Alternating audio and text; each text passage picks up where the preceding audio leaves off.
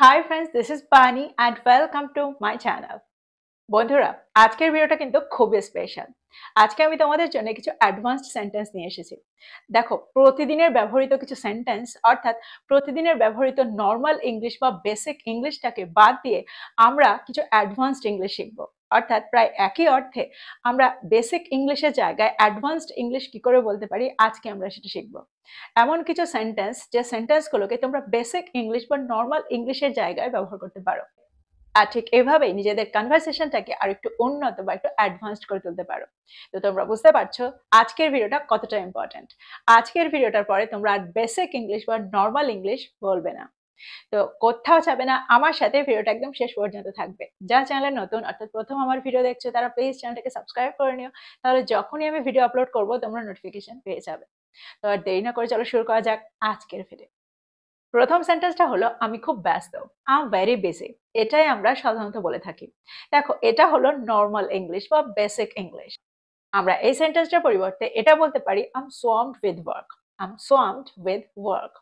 দেখো, এটা একটু অ্যাডভান্সড, অর্থাৎ এই সেন্টেন্সটাকে যখন তোমরা ব্যবহার করবে তোমাদের সেন্টেন্সটা একটু অ্যাডভান্সড হয়ে যাবে। এবার চলো দেখি পরের সেন্টেন্সটা। পরের সেন্টেন্সটা হলো সে অনেক কথা বলে। হি টক্স আ লট। হি টক্স আ লট। দেখো, এটা হলো সাধারণ ইংলিশ, এটা হলো বেসিক ইংলিশ, নর্মাল ইংলিশ। এটার জায়গায় আমরা বলতে পারি হি টক্স endlessly. He Tux endlessly.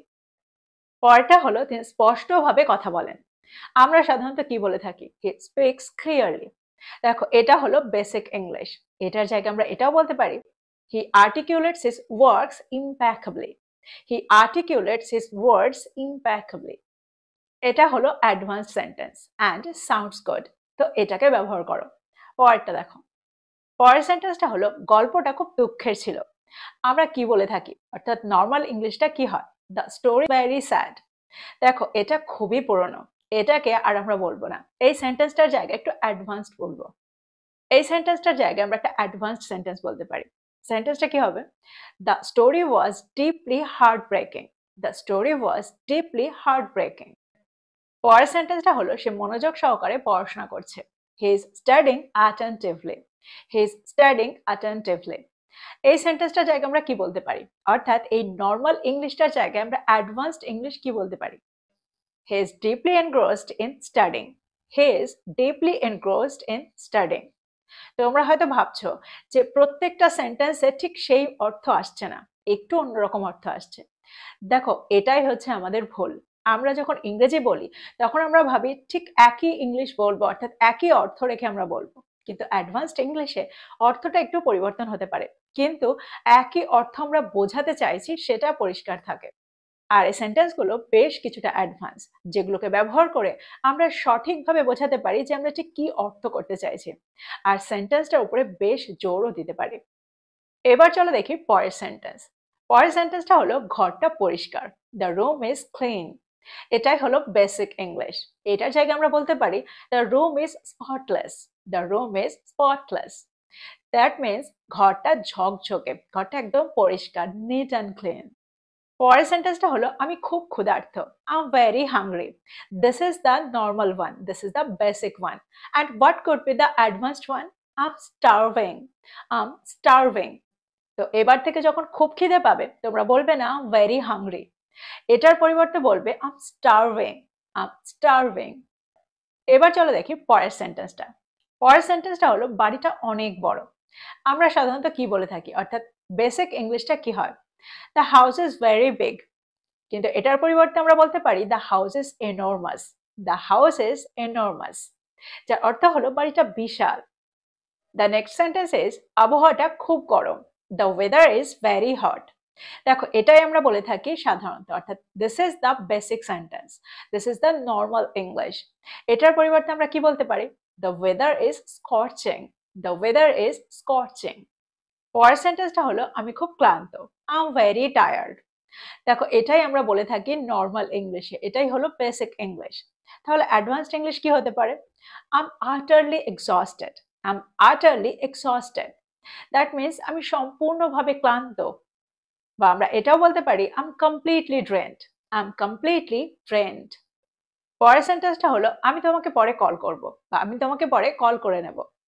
I will call you later, এটাই আমরা বলে থাকি। আর এটা হলো বেসিক ইংলিশ। এটার জায়গায় আমরা বলতে পারি I will get back to you later, I will get back to you later. বা আমরা এটাও বলতে পারি I will catch you later, I will catch you later. পরের সেন্টেন্সটা হলো আপনি কি আমাকে এটাতে সাহায্য করতে পারেন? Could you help me with this? এটা হলো নর্মাল ইংলিশ। দেখো আমরা এই ধরনের সেন্টেন্সে কুডের ব্যবহার করে থাকি। যখন আমরা পোলাইটলি কোনো কিছু চাই অর্থাৎ রিকোয়েস্ট করি, তখন আমরা সেন্টেন্সে কুডের ব্যবহার করে থাকি। অর্থাৎ এখানে আমরা রেসপেক্ট শো করতে চাইছি। এখানে তোমরা ক্যানের ব্যবহার করতে পারো যদি তোমরা ছোটদের সাথে কথা বলতে চাও। তো এটা হলো বেসিক ইংলিশ, এটা হলো নর্মাল ইংলিশ। এটার জায়গায় আমরা কি ব্যবহার করতে পারি? এটার জায়গায় আমরা বলতে পারি could you lend me a hand with this, could you lend me a hand with this. বা এটার জায়গায় আমরা এটাও বলতে পারি would you mind lending a hand with this, would you mind lending a hand with this। তো তোমরা বুঝতে পারছো এই ধরনের সেন্টেন্সকে আমরা রিপ্লেস করে বাদ দিয়ে আমরা অ্যাডভান্সড সেন্টেন্স কিভাবে ব্যবহার করতে পারি। পরের সেন্টেন্সটা হলো আমার ওটা বলা উচিত ছিল না, I shouldn't have said that, I shouldn't have said that। এটা হলো বেসিক ইংলিশ। এটার জায়গায় আমরা বলতে পারি I take my words back, I take my words back।